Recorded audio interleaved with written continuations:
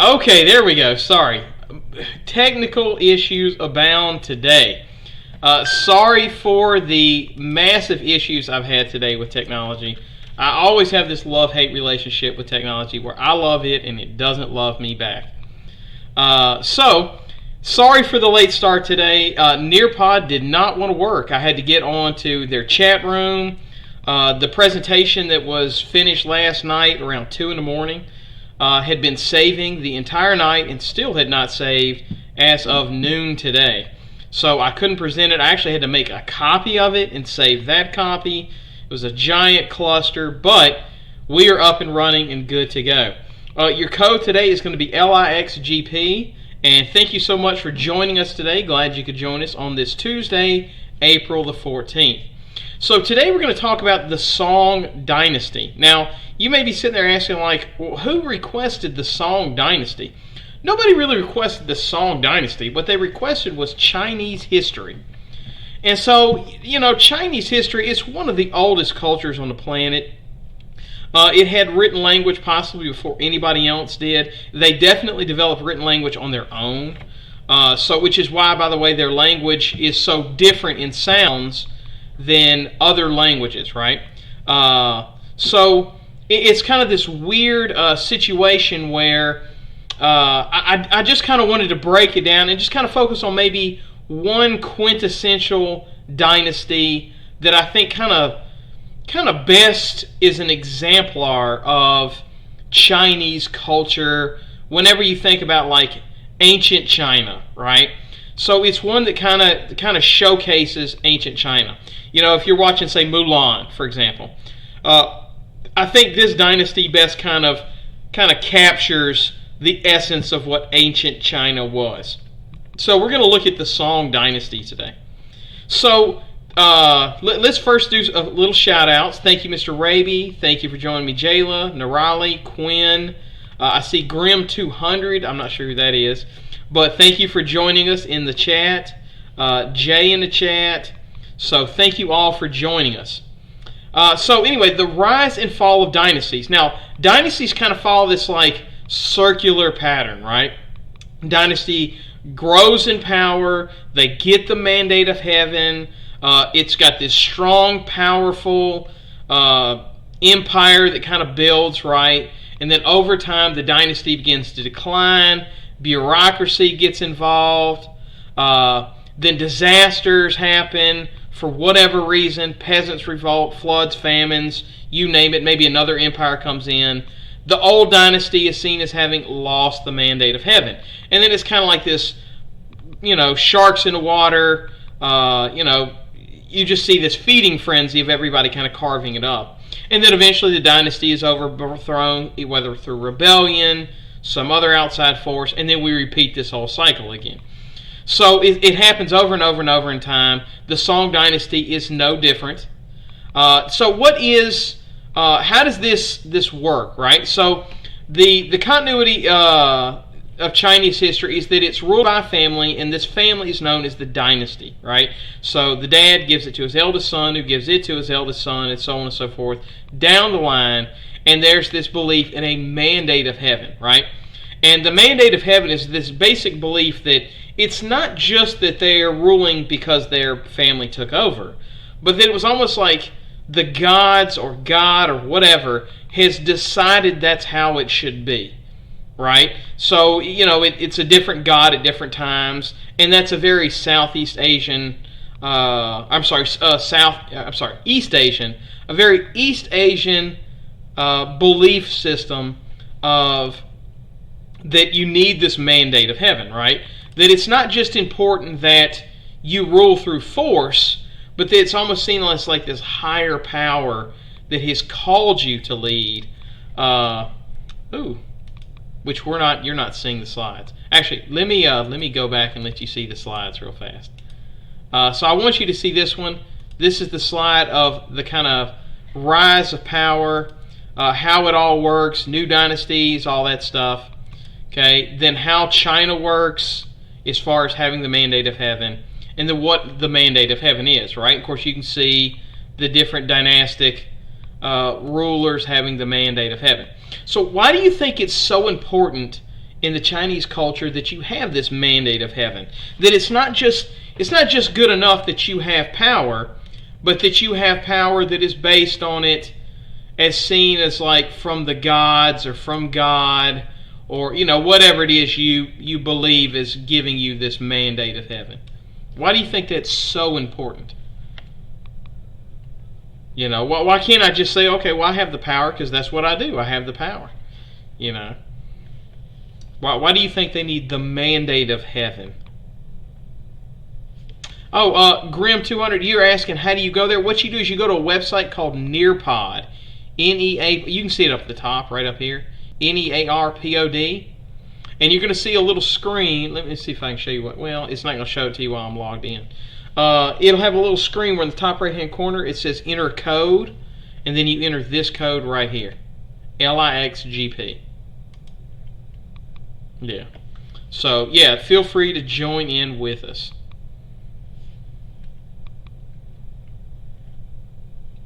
Let's see, because they were ruled under the God. Yeah, well, and I think Miss Quinn kind of talks about it too, is, they believe their gods had power over everything, right? So if you don't have the mandate from God, that's not a good sign that your power is A, legitimate, or B, is going to last.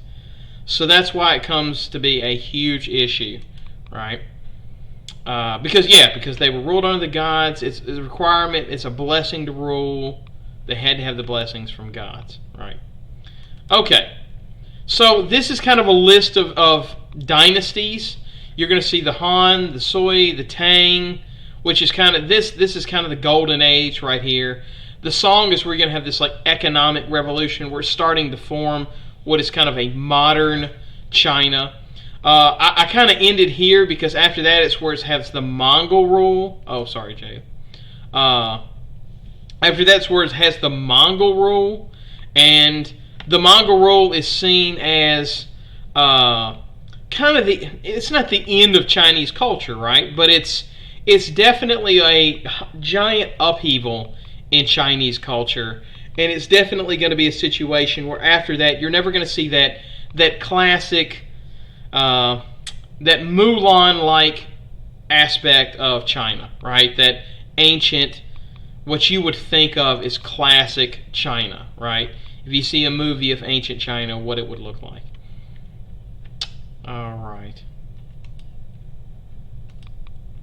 Now, the Qin Dynasty had conquered and united China, and the Han Dynasty had created their first ever bureaucracy.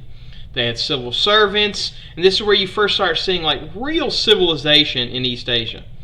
They started having printed books. This is long before they had it in the Western world. And they would really start to test people over their knowledge of Confucius and other forms of knowledge and literature, right? And they began to make China into a meritocracy. So what is a meritocracy? Well, before that, it was a system of the people that ruled because they inherited power or conquered power. This is the first time where you start seeing a system where you earn power, right? So like it's kind of what we have today, kind of, right? So for example, I can go to college and I can study hard and get a college degree and use that to get a good job, and then I can work hard at my job and move up that way. Before that, it was like the way to advance was your parents conquered, or you conquered somebody, or you inherited power or something of that nature. Right? It wasn't a system where you worked your way up to the top. So my kind of question is, do you think people should be able to inherit power? Right? Do you think, obviously, let's say, for example, you had a really thriving business, right? I would imagine a lot of y'all would want your children to take over the business. But I can almost guarantee there would be somebody that worked with you that worked really hard, and they would love to inherit the business over your children. But that's your children, right? I kind of think of like the Bill Gates approach. Bill Gates could have easily set up his children to handle and take over Microsoft. But he didn't. Instead, he passed it down.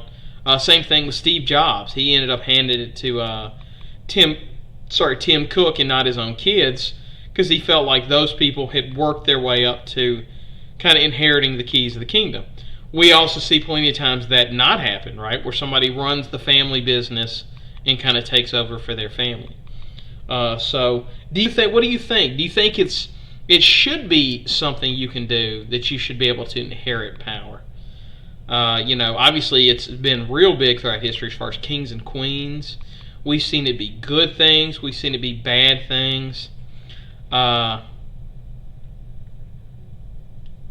Okay, so most everybody is saying it has to be earned. Mr. Raleigh is saying it should be inherited. Let's see, but it depends. Yeah, and I think that's a good example, right? Obviously, I want, if I had a real powerful kingdom, so to speak, I would want my kids to inherit it, right? Okay, so this is where they start to get away from that. Now, the leader up at the top, it's still a family dynasty, but like local bureaucrats and stuff like that, that is a work your way up to the top. You can't just hand it down to your kids. So under the Song Dynasty, they developed a 3-tier ladder for local and provincial court exams, narrowed more specifically by a Neo-Confucianism orthodoxy. So here you see you got the emperor. Now this is inherited, right? This is you got it from your daddy, right? But then you see all these like different state levels, right? The Department of State Affairs, the Chancellery, the Secretariat, and then down below it you have all these like smaller things, right? Like Ministry of War, Ministry of Rights, and they all answer, and you can see where it kind of rises up, all kind of falling on the emperor. But the emperor doesn't have time to do all this other minutia down at the bottom, right? Now, the Song economy would start to grow as well. And they're going to depend on either free peasant economy or artisan labor, where it's kind of like you work for a feudal lord. It's not slavery in the sense of you don't have somebody out there like with a whip, like pick that cotton type mentality. It's more like a sense of, you go to the feudal lord and you're like, hey, I need a place to live, I need food, and they're like, all right, come work on my farm, and you're basically working for food and household. You may even be in a contract where you can't leave, so it kind of forms like a slavery type situation. But either way, it's definitely free labor. You're just paying them for room and board. Now they're going to flourish due to increase in productivity capacity, particularly through trade networks and innovation in agriculture and manufacturing. So the kind of question I have is, what have you enjoyed more personally? Do you like more advancements in food or technology? Like, I think about it when I was a kid. Let's say, for example, when I was a kid and I wanted to eat Indian food, right? Like that was something I wanted to try. Which, by the way, that wasn't even an option when I was a kid, right? There was no Indian food to be had. There was no Thai food. There was no. You couldn't go to a Vietnamese restaurant. I can remember when most places didn't have a McDonald's, so on and so forth. And now it's like any food I want, it's just at a fingertips. I can order waiter, have it delivered to my house. I can have it picked up, so on and so forth. But then again, let's go to technology, right? Like, we had cars and stuff. We didn't have the internet when I was a kid. We didn't have the advancements in video games. We didn't have the advancements in cell phones. Advancements in food. One of the things it's funny, I noticed Nirali kind of put there in advancements in food, and I don't know when Indian food first came to Baton Rouge, but I would imagine it wouldn't be that far off of in your lifetime. And now I can't even tell you how many Indian restaurants there are to eat in Baton Rouge, and I mean we frequent a ton of them. Like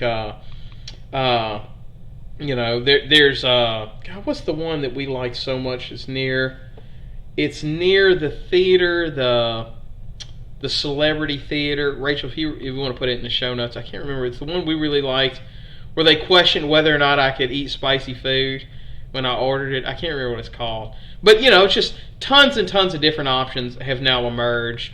I can't even tell you how many places you can go to get Mexican food. So they're all over the place. All right, let's move on.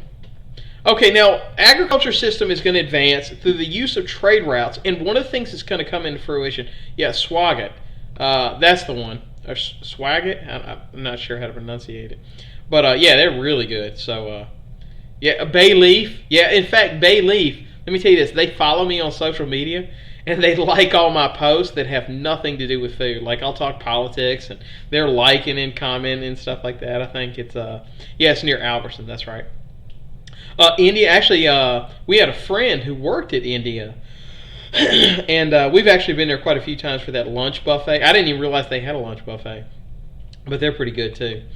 But anyway, anyway, their agriculture system is really going to focus around trade. And this is when you start seeing the Silk Road come into play. Now, it's going to be a very key feature in why they get conquered, but I'm going to talk more about that later when I get to the Mongols. Okay, so their main cultural influences is going to be over Buddhism, which is going to be their religion, and Confucianism, which is like their belief structure, right? So I want to kind of make that clear. A belief structure is not necessarily the same thing as a religion. They can be, right? I would say there's heavy influence of Judeo-Christianity in our belief structure, but there's also things in our belief structure that are not Judeo-Christian, right? So, for example, the First Amendment is freedom of religion. It incorporates that, right? So that is kind of the antithesis of Judeo-Christian, right? Which is like you have one God and no other gods, right? But we put it in our belief system that you should have freedom of religion, right? And I agree with that. Like, I'm pro for First Amendment, right? So there aren't necessarily the same thing. So I could easily say that even though I am a believer of Judeo-Christianity, there's a lot of teachings of Confucius that I agree with. They're just kind of wise wisdoms.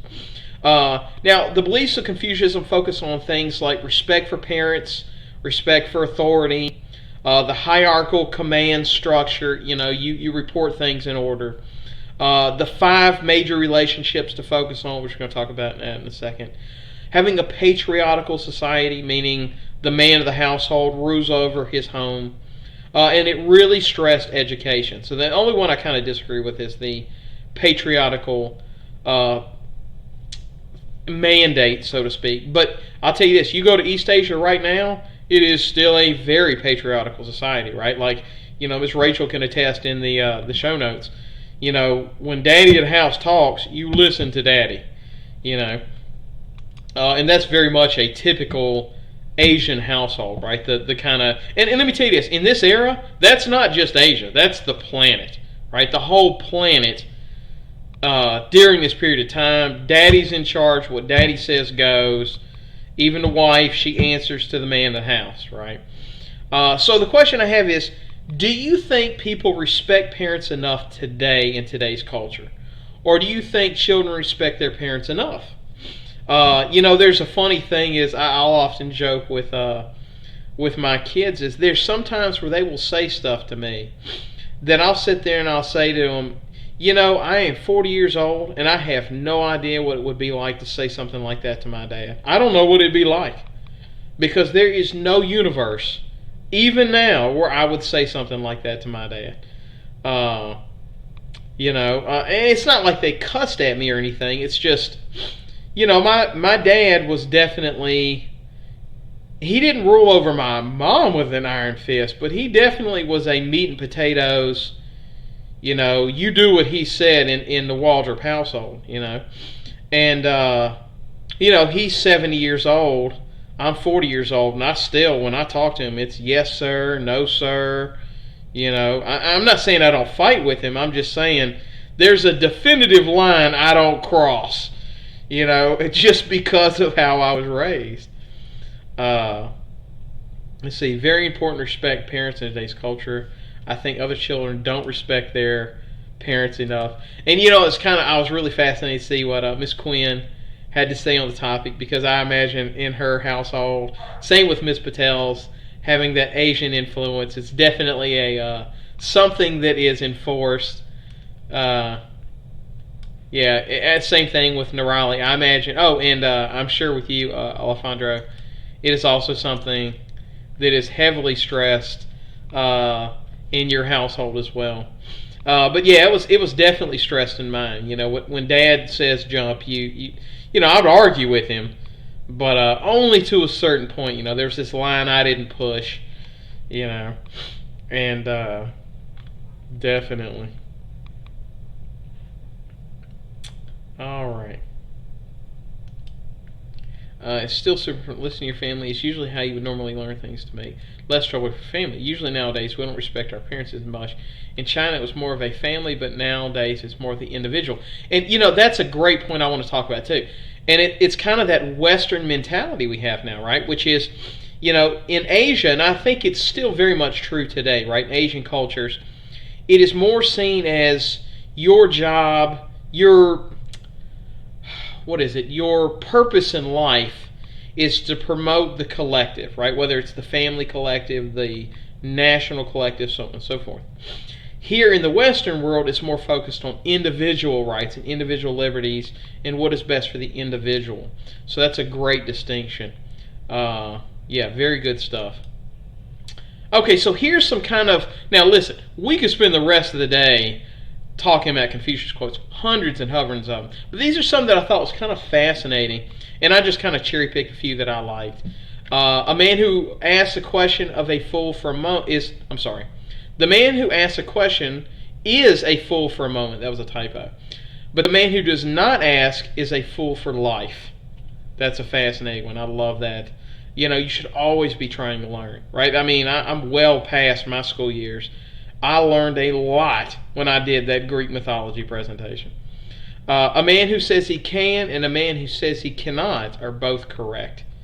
If you've given up before you started, you're not going to accomplish. If you hate a person, you were defeated by them. The man who moves a mountain begins by carrying small stones. So the question I have is, do you have a favorite quote? Now, it doesn't have to be Confucius. It can be a famous quote from anything or a favorite quote from anything. I've got a lot of quotes I mentioned in the last one I kind of learned from my dad, or some I just made up. One that I kind of often say, I just kind of made it up myself, is that diversity is the inoculation to bigotry. That it's really hard to have bigotry in your heart if you're surrounded by diversity.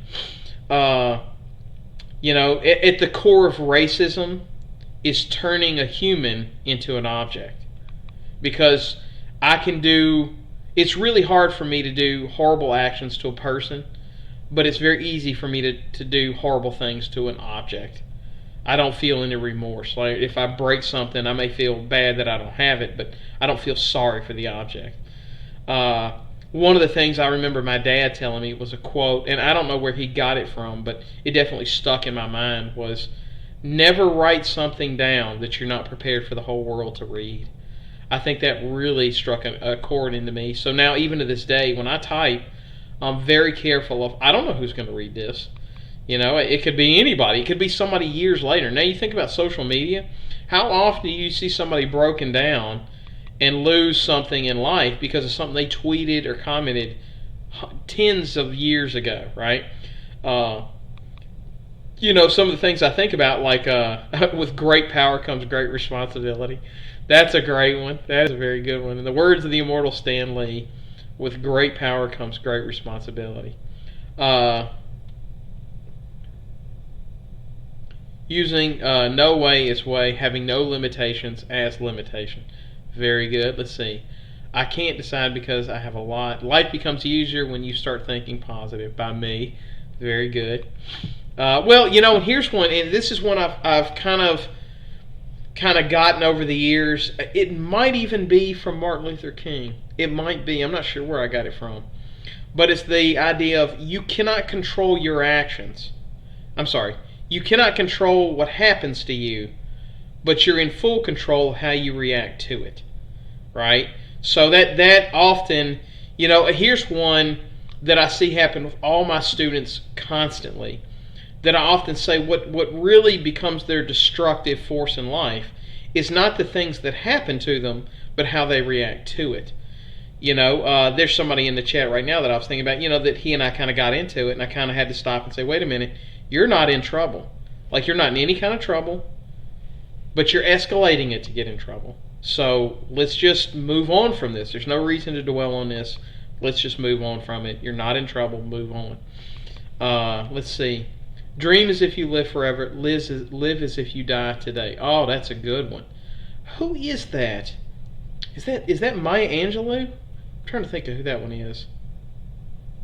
Don't judge my choices if you don't know my reasons. Oh, that's a good one. Maybe I made a mistake yesterday, but yesterday's me is still me.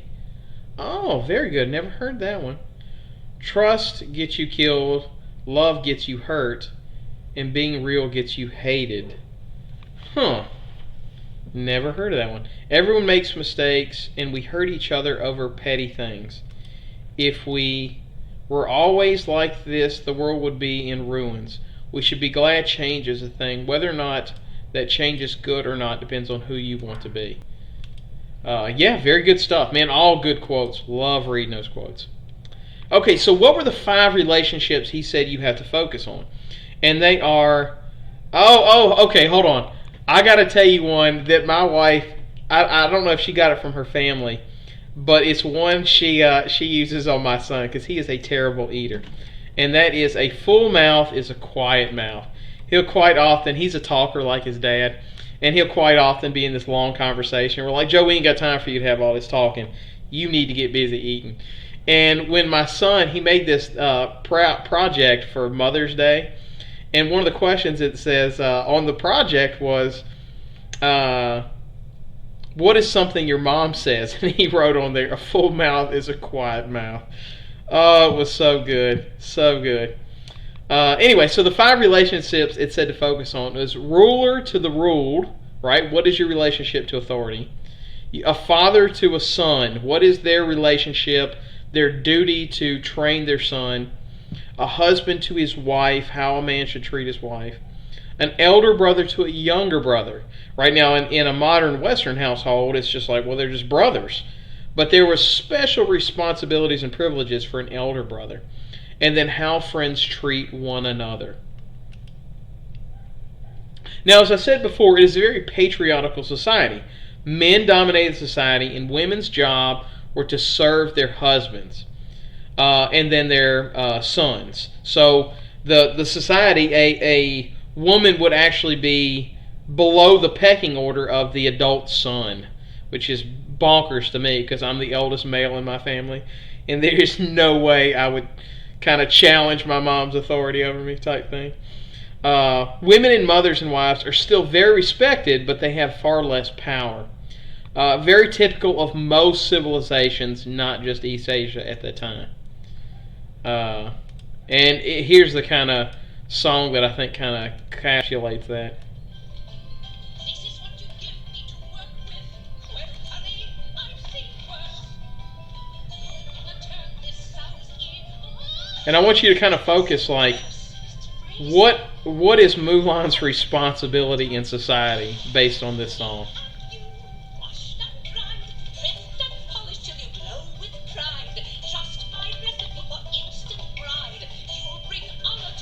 Okay, so she brings honor to her family by being a good bride. Nothing she accomplished, just being really subservient to her husband.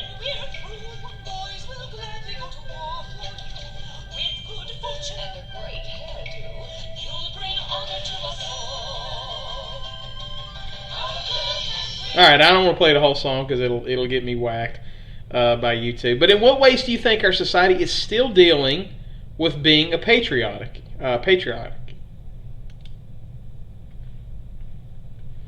do you think we still are? Do you think we're still dealing with those types of issues? A patriarchy.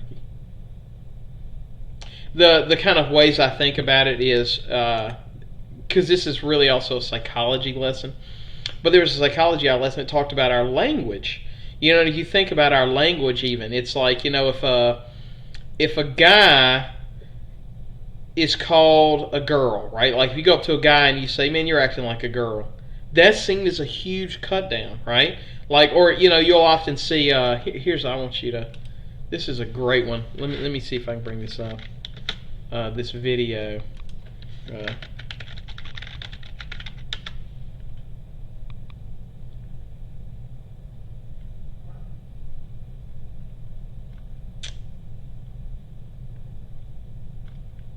Let's see if this is it.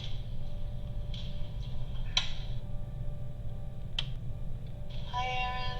Hi.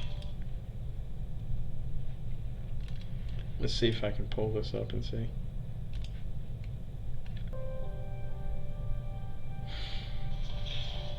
My name is Dakota, and I'm 10 years old.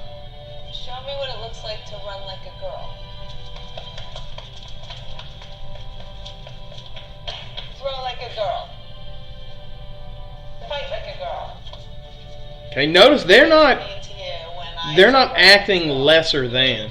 Run fast as you can. So do you think? So when they're in that vulnerable time between 10 and 12, how do you think it affects them when somebody? Wow, what a powerful thing, right? And of course, that's learned, right? Like, girls aren't brought into the world thinking they're inferior because they have different genitals. That's something they are trained and taught to think, right? One of the things I've often said, and let's go kind of back to quotes, you know, I kind of have this thing that I always say that, like, if my son earns more than my daughter, it better be because he outworked her. It better not be because the equipment in between his legs. You know, and that's kind of how I look at it, as one of the things in which we still struggle with is wealth discrepancy, right? Like the pay gap, right? Equal pay for equal work, you know, that women not getting paid as much as a man to do the same job. Let's see what y'all have to say. I think we as people have come a long way and have grown, but I believe that we still have work to do. Yeah, I think you're right on the money with that. I believe man has more power. Women, definitely, right? Like, we still haven't had a female president. I think we are still fragments of patriotic in Western society, but I don't think it's as strong as other countries. That's very true, right? You can go to like places like Iran. You know, there's still countries that have genital mutilation. Yeah, still have more power. Men think that they are above women, but they're not. Well, let me say this, and I want to comment to what Jayla said. Not all men, right? If you see the Waldrop household, one of the things that me and my wife fight about the most is, you know, it's decision making. I don't want to step on her toes because I don't want to act like I'm lording over the household. And I think there's a part of her that, coming up in East Asia, Southeast Asia, that's what she's used to, right? The man makes the decisions and he just calls the shots. So it's like, it's both out of our comfort zones, right? It's out of her comfort zone to be the woman in the household and making big decisions. And it's out of my comfort zone as a very liberally minded guy to try to be enforcing decisions. And one of the areas where it kind of butts its heads the most is where we go to eat. You know, both of us want to be kind to the other one. You know, one of the things I think about, and I'm only going to say this because I don't think my brother-in-law is watching along, is it kind of was an example last night. You know, in her brother-in-law's household, you know, Daddy gets the big piece of chicken, so to speak, and the rest of the family they just have to work around that. And my kind of mentality is the exact opposite. Like, if my family is still hungry, I'm going to say, oh, I'm full, and kind of pass the plate to whoever it is, because the way I look at it is, you know, my job as the provider means I provide for them over myself. You know, so like if I'm eating a meal and my kids are hungry and they're like, hey, Daddy, we're still hungry, then I'm going to go, okay, here's my plate. And that's bonkers to her, because that would never happen in her household, you know, when she was growing up.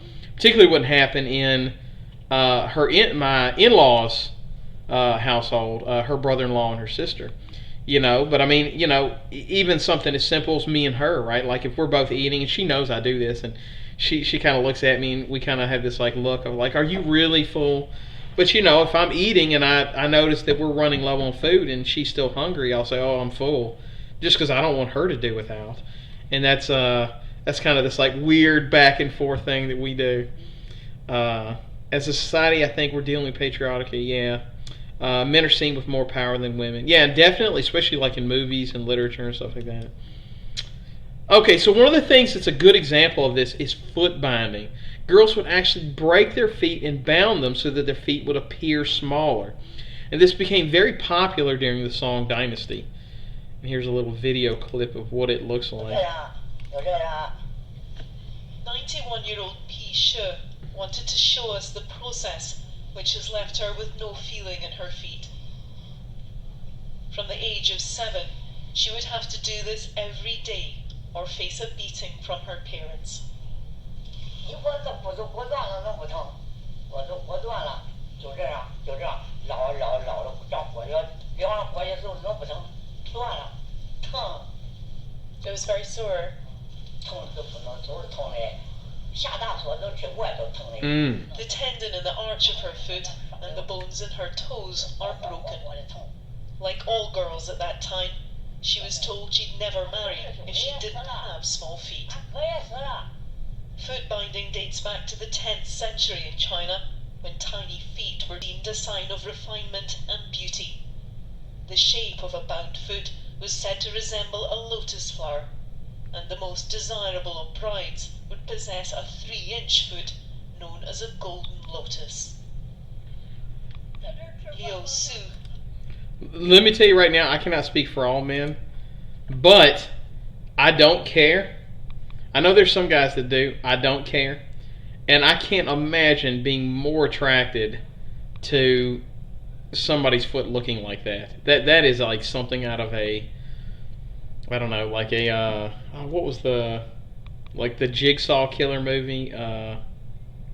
Saw. That looks like something out of like a Saw movie to me. Like that is not it for me. But hey, I guess different cultures. So here's a question I have for you. Is there a cultural tradition we have that you don't like? Maybe it is the one I kind of think about for women today is women having to wear high heels. One that I think is kind of fascinating, kind of goes the other way, is that women can wear skirts, but men can't. And the thing I often kind of think about is like when it's really hot up at school. Or here's another one I think is kind of fascinating is women can have purses. And there's part of me it's like, man, I really wish it was fashionably accessible. I'm not going to do it. I'm not wearing a man purse. But I wish that men could carry around some kind of bag to keep up with their stuff.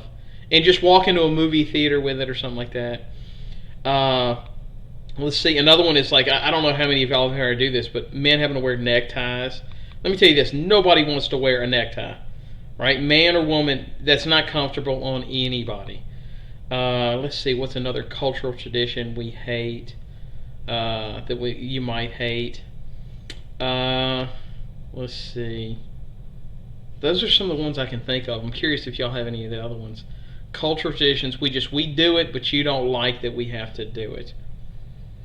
Let me think. What is another cultural tradition? Yeah, women wearing high heels is probably the easiest one to bring up. Oh, that's a good one. That men are seen as weak if they express their emotions, right? I'll tell you this. If a movie hits me in the right way, man, I'll cry. I don't care. Maybe if it's something really touching that happens in a movie. I'll tell you, when I saw 12 Years a Slave, man, I was bawling my eyes out. I don't think I can watch that movie again, even though I loved it.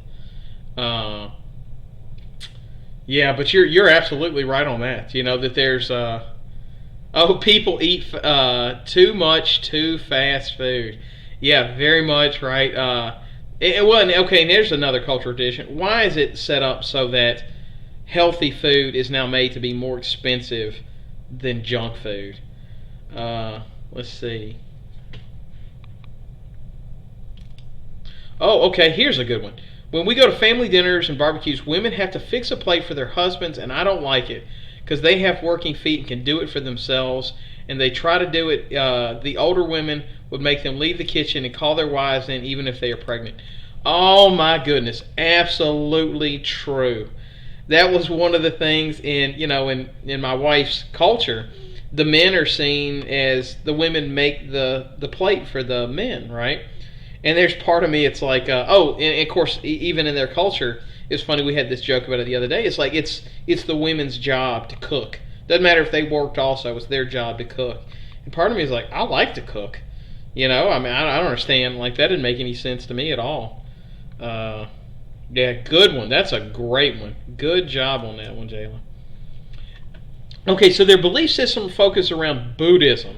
Okay, so this is around a guy named Siddhartha Gautama, and he was born to wealth, but would cast it aside when seeing the poor suffer. No, the pharmaceutical companies will collapse everybody healthy. You might not be wrong. Okay, so have you ever seen or a group of people who were dealing with something bad that impacted you?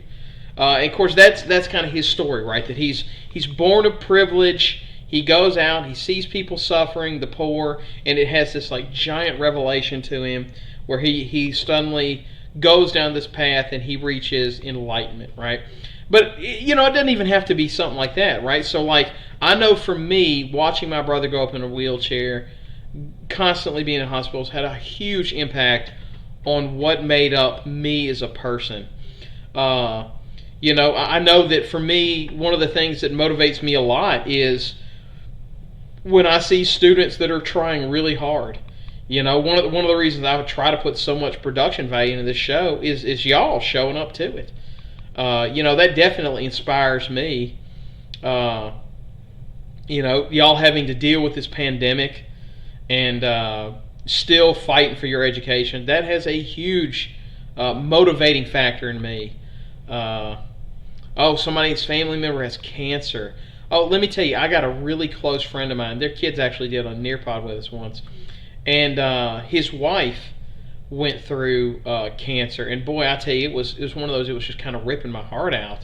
Thinking about this is a guy that like was really kind of self-made, worked his way from the ground up, paid for his own college type thing. And, it's like he really kind of made it, right? And this is a guy who is a black man in America, working his way up from the top to the, from the bottom of the top type situation. And I mean, I think we all kind of know the additional kind of barriers that a black man in America has to kind of jump through these extra hurdles. And he was doing it. I mean, he's making, double over six figures, right? I mean, just really, really just killing it. And right as he's kind of reaching his zenith of economic power and, accomplishment, his wife got diagnosed with cancer. And it's like, oh my goodness. It's one of those like, it's not that she had cancer because of his success, but it's almost one of those like, it almost felt like he was not allowed to win. I mean, it was one of those like it just kind of really ripped your heart out. Homeless people, that's a good one.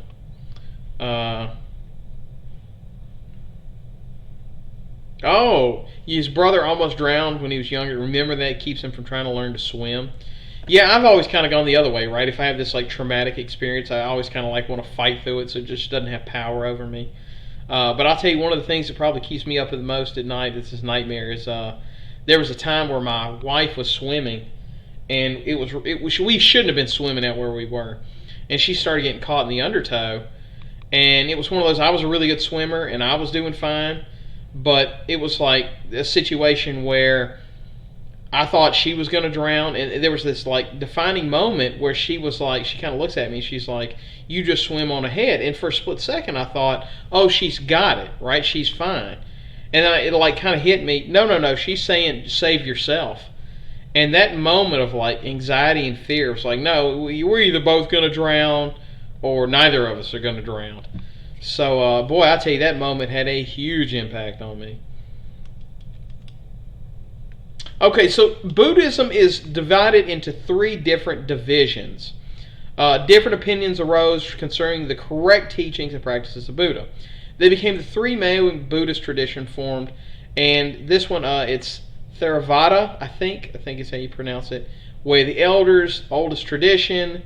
It's the way to attain nirvana. Is be a monk, a nun, meditate, find one path to enlightenment. Very much an individual religion. The next one is the Mayan one.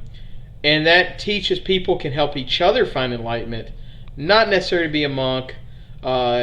Many people can reach nirvana, right? And the last one is probably the most common one today, and that is Tibetan.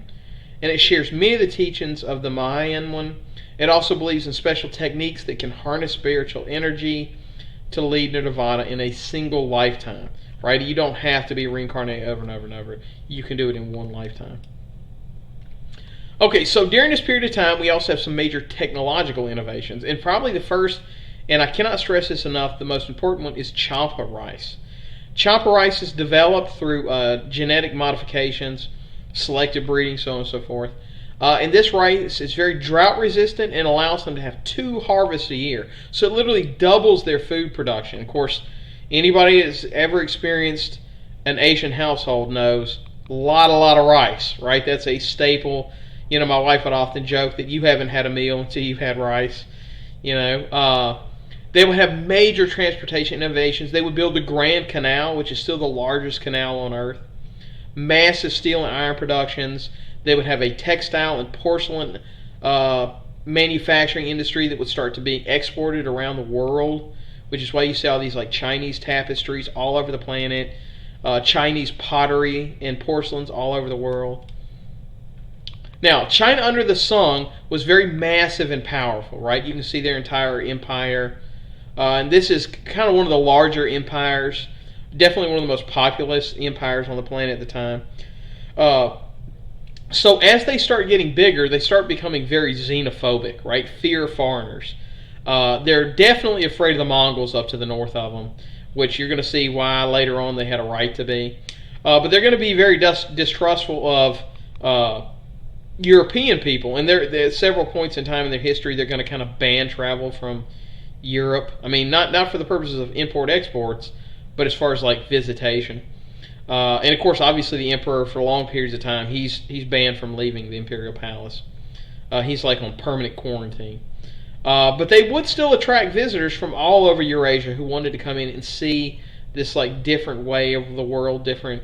Marco Polo, for example, is going to come to East Asia, and they're going to extend their borders very deep into Southeast Asia. So why do you think, as they began to grow in size, they began to have fear of foreigners? And it's something I think you think a lot about the Americas, right? Like, if you go back in time to the Americas, there's always some xenophobia, but it definitely seems like as we start getting really heavily populated, that's when you see real xenophobia start to take root. I think to westward expansion and us becoming very xenophobic towards the Irish in the east and towards China in the west.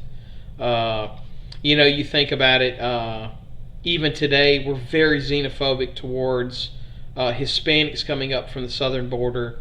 So why do you think that's something that seems to be this trajectory, right? That as an empire starts to grow and get bigger, they start developing these roots of xenophobia, fear of foreigners. Why do you think that kind of comes into fruition? Why does that happen? Why do you think? Curious what you think, why that might be. See what y'all have to say. Fear of different people overrunning them, that's definitely one. One of the things this is kind of my speculation, but I think it's definitely a fear in East Asia of losing their cultural identity, which you can kind of see that even here in America, and I don't think it's a bad thing, but it is a thing, right? So like, for example, when I was a kid, everybody I ever met just about at least could speak English, even if that wasn't their first language. And, even I as a young adolescent, when I would encounter people that were speaking Spanish or whatever language, there's this fear of like, oh, are they bad-mouthing me? Are they talking bad about me behind my back? And then as you get older, you start to become wiser and realize, okay, that's my own fears playing a role in myself, and I got to get over that fear.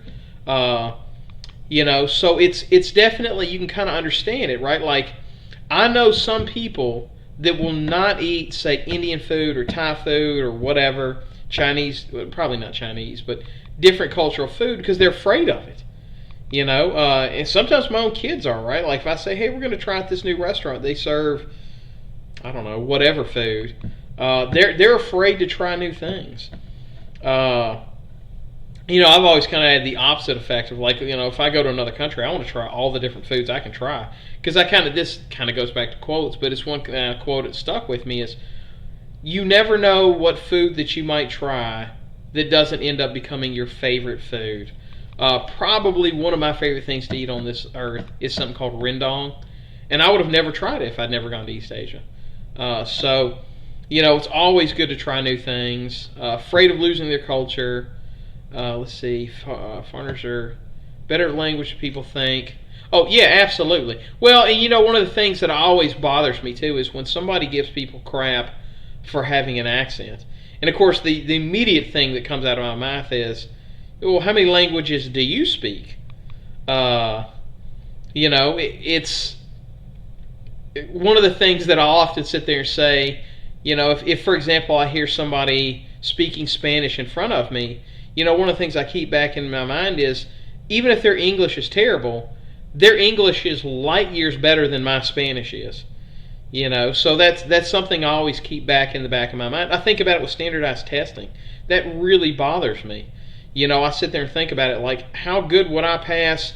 I was the only person that got a 5 on the AP U.S. History test when they gave it to all the teachers for the final exam. I was the only one in the entire, there's like 60 some odd teachers.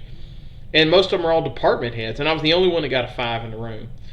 And I think about it like, as good as I know my history, if they had given me that same test in Spanish, there's no way. I'd have failed it. I'd have been lucky to get a 1. I'm doing good, just put my name on the paper. So, it's one of those, I think about it for standardized testing. It does not matter what the test is, whether it is a history test or a science test. If English is not your first language, it's an English test. It's an English test first and a history test second. And that's something I'm always kind of mindful of, which, by the way, I always tell my students, if you want to write your answer to the essay, if it's a test I make, obviously I don't control the LEAP test, but if it's like, say, Edulastic, I have several students that will write their answers in Arabic or Spanish, or I had one that wrote it in French, and that wasn't even their first language. They could just speak it. Because I'd rather me have to go back and reverse translate it, rather than telling you, you've got to write it in the language that is easier and more convenient for me. Yeah, fear that they're going to come in and take from them. Foreigners become superior, just like when the English conquered the Native Americans. Yeah, and there's definitely fear of that. Let's see. Because they're strangers in the country and work problems or work better for people in the country. Yeah, that's a good one. Okay, so one of the things that I kind of point out to you, and this is kind of the classical era of ancient China. Now, this is not something that is, I almost hesitate to teach this because we're not sure this is actual history. There is accounts of it. We're not sure how powerful or how accurate this is. But I thought I would kind of take this time to tell what we believe to be the best accurate representation of if there was a Mulan, it would be around this era, right? It was either the Tang or the Song Dynasty. We're not sure which. Obviously, Mulan's name would mean magnolia in their language. And she would have fought the Huns, which is why we kind of put it around this era. Of course, obviously in the cartoon movie, she's fighting the Huns. And the Huns were mostly a collection of nomadic tribes that were kind of united together. They're almost all equestrian fighters. They're going to ride around on horses. And probably the most notorious was Attila the Hun, which may have been who Mulan fought in the cartoon movie, or at least modeled after Attila the Hun. It was definitely modeled after some character like that, right? And here's another question. This is one that's kind of for future lessons. Is there another story from a movie or a cartoon that you would like to know the real story of? It could be The Hunchback of Notre Dame, Pocahontas, the real story of Hercules, the real story of... I could do a whole lesson on the real story of Mulan. Let's see, what's another one that I'm trying to think of? The Road to El Dorado, that was modeled after a real story in history. 300, the Spartans, that's a good one. I could tell the real story of that one. Just curious if there's a story from a historical standpoint that you would like a real historical lesson on. Moana, that's one. Obviously, Moana was kind of made up, but the story of like Maui and stuff like that is based on a real story. Hercules, I see that one in there. Kind of curious if y'all had another one that you were interested in. And let me tell you this, if I'm not an expert on one, I'll become an expert. I know I had a student one time told me Cleopatra, and I kind of became an expert on Cleopatra just so I could do a lesson on her. Julius Caesar could possibly be another. I know in my class I do one on Rasputin and Anastasia. Not necessarily Anastasia, but Rasputin. Let's see. Trying to think of any other ones I might could suggest for you. Let's see. The Dragon King.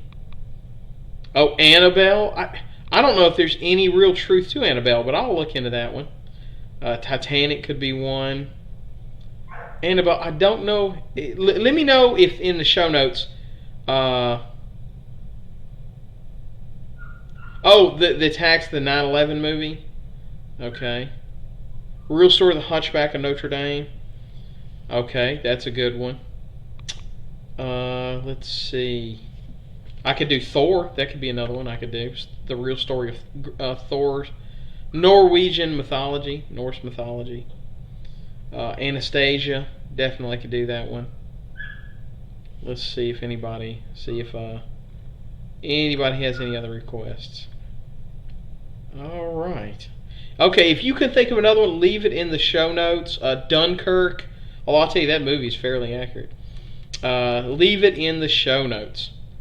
Now, the Song Dynasty, like any other dynasty, is going to start to have cracks as it gets really big. And one of the major cracks in it is bureaucracy.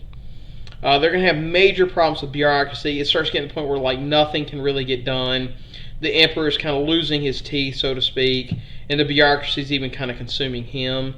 He's more a prisoner and a figurehead of the government than he is in charge of it. The cost of may have contributed to the downfall of the empire, mismanagement of the economy, and a large bureaucracy often leads to a lack of oversight and often leads to massive issues of corruption. You see people buying politicians off. And how do you think corruption harms a nation? One of the things I almost thought about was asking, what are some ways you think corruption has kind of harmed this nation? The one thing that kind of blew my wife's mind when she first came here was, the idea of having pharmaceutical companies advertise on TV. It's like, why do you see commercials like try Valedra, or, I'm just making this drug name up, try this new drug, it's going to help you sleep at night or whatever, right? And it's one of those like, why is a commercial advertised for medicine? Like, shouldn't that be a decision a doctor makes? Like, I don't know the latest up-to-date peer-reviewed research in the fields of medicine. Why am I trying to, promote a different medicine for myself? And of course, you see that get into all kinds of problems. And then, so that's one that I kind of think of as corruption. One I kind of think of is how we see massive lobbying changing politicians' minds. Of course, Raby kind of points out, too, that, it's going to cause people to stop trusting the government. And I think there's a huge aspect of that. There's a large sect of people, myself included, that kind of questions, is the average elected official, if they have to make a decision of do they take care of the citizenry or do they take care of their political donors, who do they choose? And of course, we see plenty of times where they don't do it. And one of the things I think about is our policies on climate change, right? Like, you definitely see the fossil fuel industry having a huge impact on policy making. Let's see. Corruption erodes the trust we have in our public sector to act in our best interest. Absolutely. Money can control people, so it means if you have money, you can do whatever you want. Yeah, we definitely see that too, right? This feeling of like corporations feeling like they can just do whatever they want. Even the year that I think y'all are all old enough to remember the BP oil spill. Even the year they had the oil spill, even with all the lawsuits, they still made a profit. It's one of those like, man, how does that happen, right? Let's see. Anybody else have another good answer? Yeah, corruption often causes nations to collapse. We absolutely see that. Yeah, trust can be lost in a country. Yeah, all good answers. Absolutely right. Now, by the 1200s, China is nearing the end of the Song Dynasty. The Mongol Empire is being united under a guy named Genghis Khan, which they're kind of aware of. You got to realize, up until this point, the Mongols were kind of seen as like these like hillbilly country folk. You know, they're not organized. They're disunited. You know, they're not really much of a threat. They understand that they're very warlike. They definitely posed, you know, minor threats. They almost kind of see it as like flooding. You know, it's something that just kind of happens, but you're not going to lose your whole empire because one little province got flooded. And it's kind of like they kind of almost ignore them until they become so much of a issue they can't be ignored anymore. And China at the same time is becoming increasingly commercialized. So not only at the same time are they kind of ignoring their biggest threat, or at least underestimating them, they're kind of also painting a bigger bullseye on their back for why somebody would want to conquer China. Now, Genghis Khan isn't going to conquer China. He doesn't do that. He is going to invade China and kind of give them a rude wake-up call. The Mongol Empire kind of reached out to China and said, hey, we really need some of your doctors. We know that we're trying to develop civilization. We don't have civilization yet. And one of the things we've noticed is we don't have any doctors. And we love to have a lot of wars, and we don't have any doctors to treat our soldiers. Would you please send us some doctors? And China's kind of the attitude of like, no, we're not giving you doctors. Like, no, you're on your own. We need our doctors. And so Genghis Khan's like, well, I asked nicely. I'm going to go down there and take doctors. And so he invades China, doesn't conquer it.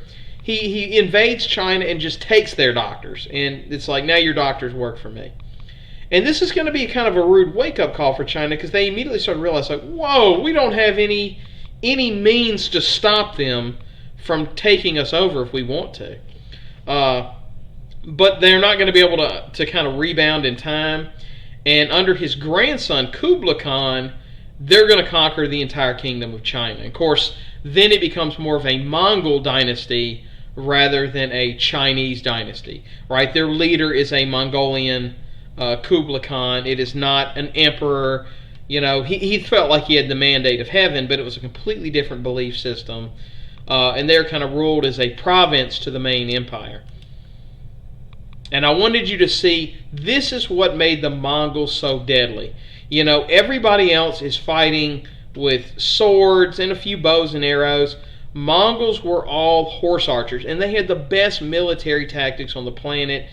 They had the best archers on Earth.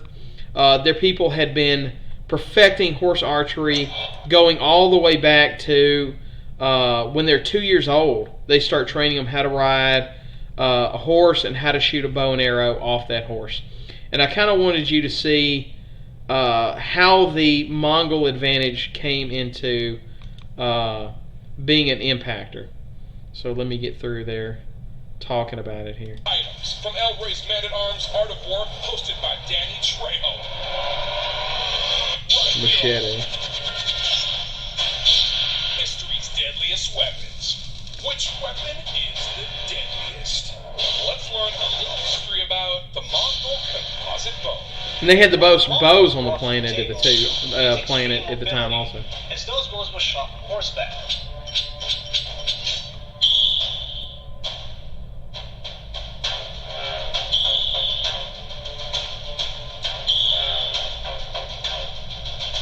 Yeah, they had the longest range, fired the hardest. You're going to shoot these targets off that horse. That's correct. Wow, that's awesome. How do you ride without the reins? It's tricky. A lot of it is within the hips and the knees and the legs. A simple bow like this requires 100% skill. This bow doesn't have a sight. There's no stabilizers. There's nothing hitting the bow. I'm shooting off of my hand. Every little movement up and down, left and right, causes the arrow to find a different way. A composite bow, a wood structure. From the inside, you have horn. On the outside, you have sinew. Horn resists compression, sinew resists stretching. As the person pulls a composite bow, the sinew stretches like rubber and the horn compresses. When you release the bow, the sinew pulls back, the horn pushes again, and your bow ends up being compact and yet more powerful than the enemy's bow. What can we expect as far as injuries? All that energy going right into the arrow, and that's going to go in. It's going to be a penetrating force. You penetrate the lung, you penetrate the heart, any of the vital organs. I don't know if it's going to make it all the way through, but it's going to go deep. Yeah. All right, let's get into this one, man. Let's see what this thing can do.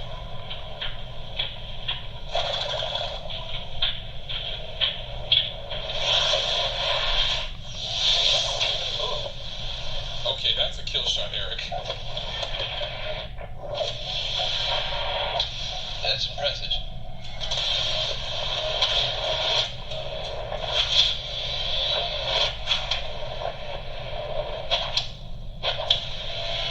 So what kind of damage are we dealing with? It's small enough to go in through the ribs. You can puncture the lung, actually suffocate, hypoxia can set in. You can also get an hemopneumothorax where the blood's flowing. Look how far in that thing went. Now I can see why the Mongols almost took over half the planet. Right. Stealth killer or shelf filler?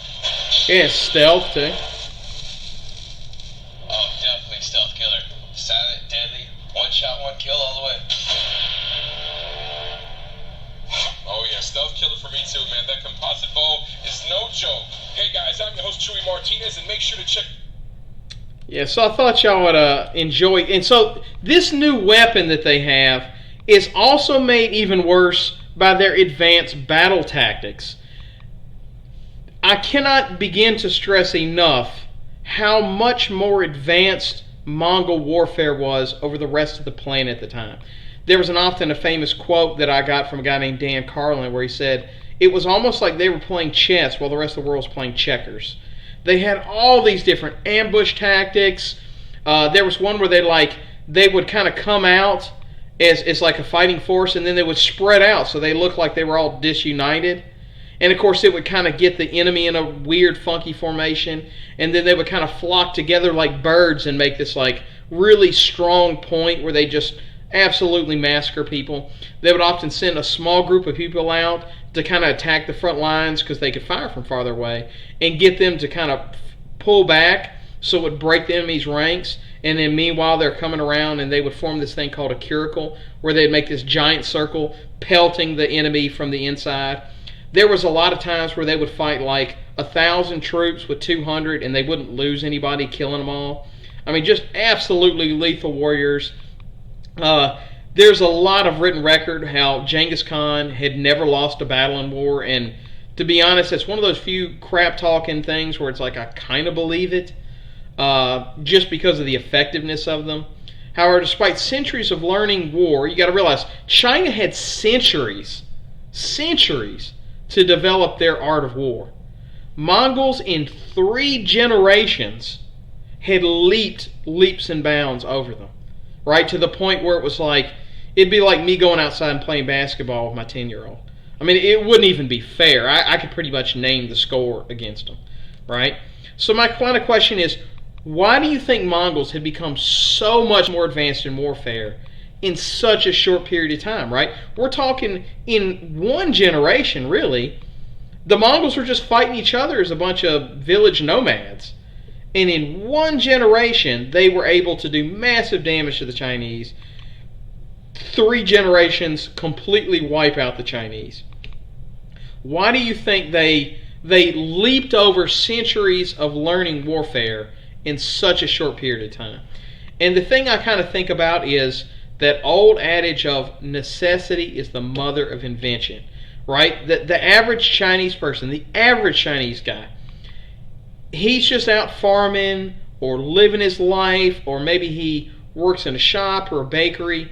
Let me tell you, every Mongol man rode a horse and shot a bow and arrow and trained his whole life. Okay, the necessity of constantly being at war.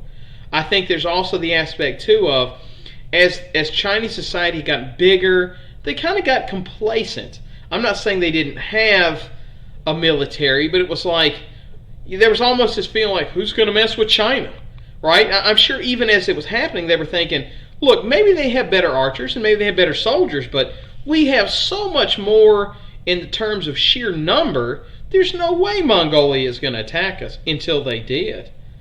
Yeah, and that's another one too. They were studying and perfecting weaponry. I love this answer, right?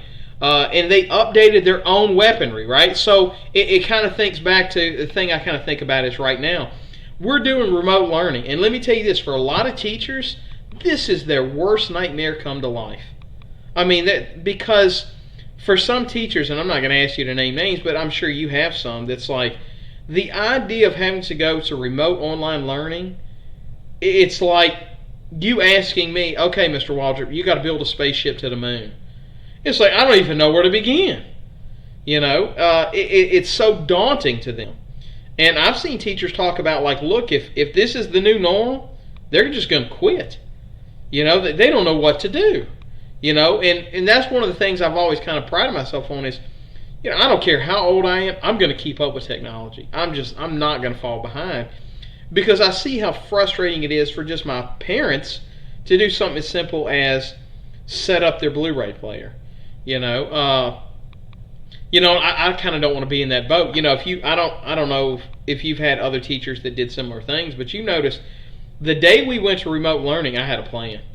You know, I already kind of decided I'm going to make a YouTube channel. I'd actually kind of thought about doing this anyway. I did not realize how difficult it would be. And I would say it's good for me too in the pandemic, and it eats up a lot of my time between the actual hour and a half presenting it and probably about another 4 or 5 hours of making these things, doing the research.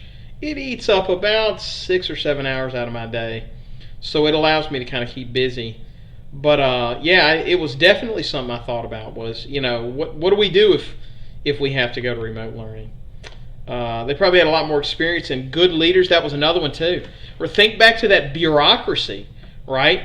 You start having a problem where the people that are in charge because they bought their way to the top. They didn't work it. In the Mongol army, it was like the best generals got to command and the worst generals had to sit it out. So better leadership. They studied battle tactics. They were keeping up with advanced battle tactics. Absolutely. Let's see if anybody else has another answer. Okay, well, I'm going to leave this slide up here for you to keep answering. Listen, I always want to end every episode, and that's going to do it for us. The Song Dynasty comes to an end. Mongols come in, wipe them out. And after that, it's going to be a Chinese dynasty, but it's really a Mongol dynasty, right? The Chinese are going to end up taking back over China, but we're going to get into that later. But yeah, so that was fun for me. I may end up talking about the Mongols just because I really, really love the Mongols. It's probably, of all the topics in history, it's probably the one I've best become self-educated on. So I love going through that. But yeah, so anyways, before I let you go, I always want to open it up to, does anybody have any questions? It can be about this. It can be about education. Anything like that. Obviously, yesterday the governor announced, I don't know if y'all heard it, schools are done. We're not going to go back to school. That does not mean grading is done. I think we're still going to continue remote learning. We're going to come up with some kind of system of putting in these grades. At least that's what I've been led to believe. So don't give up on your education for sure. But yeah, do y'all have any other questions before I let you go? If so, leave them in the show notes, and I will definitely get to them.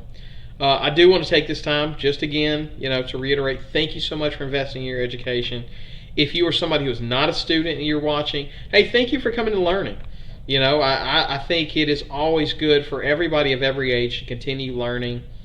And yeah, so thank you so much, everybody, for joining us.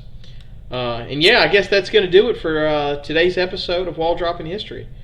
And until next time, goodbye.